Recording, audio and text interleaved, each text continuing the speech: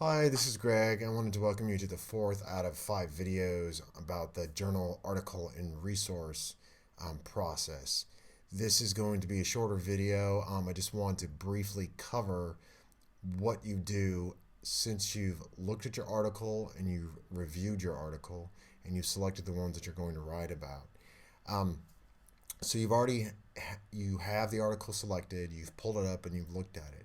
Now what you want to do is make sure that you go through and you thoroughly read the article. Earlier in the process, you read the abstract and you read part of the conclusion and you skimmed it. Now in this next section, what you really want to do is go back, skim the abstract and the conclusion again, just briefly because you've already seen it, right? So you don't need to read those in depth. Just hit it briefly. Then move at a moderate pace through the rest of the body of the article. If you find interesting passages, mark them up. If something looks like it might be a quote, mark it up. But the idea is to not stop and do it all intensely or slog the way through. What you want to do is you want to move at a skimming speed or just slower than skimming so that you get a really good sense of the material. When you get to the end, make notes about the key ideas, and then you go back and you reread it and you visit those areas in depth which interested you. So you're already familiar with the beginning and end.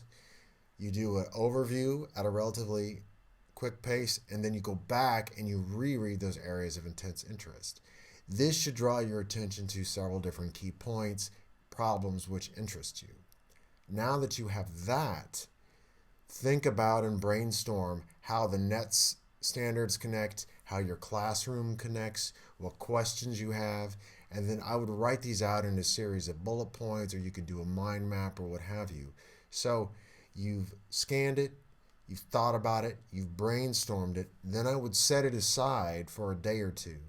Come back to it, revisit those things that you wrote down, and then construct an outline for a piece. Now, before you start writing, what you want to do is you want to revisit the assignment instructions. So you want to make sure that you have net standards identified. You want to make sure that you have specific net standards, not just the general 2, 3, or 4, but make sure that you have points of those net standards. Make sure that you have specific concrete details from your teaching experience connected to it. And then go ahead and put an outline, write up your draft, set it aside, then a day or two later, come back to it, finish it up, and then post it. Several weeks, weeks 4, 6, and 8, reading the journal article is the primary thing. The first journal article is the primary thing. I also suggest that as you're working through the revision process, once you've read the article the first time and thought about it, that you start looking online for other resources, because that might give you additional perspectives on the topic, that might give you things to think about or allow you to make other connections as you write up the actual journal review itself. All right, I hope that helped.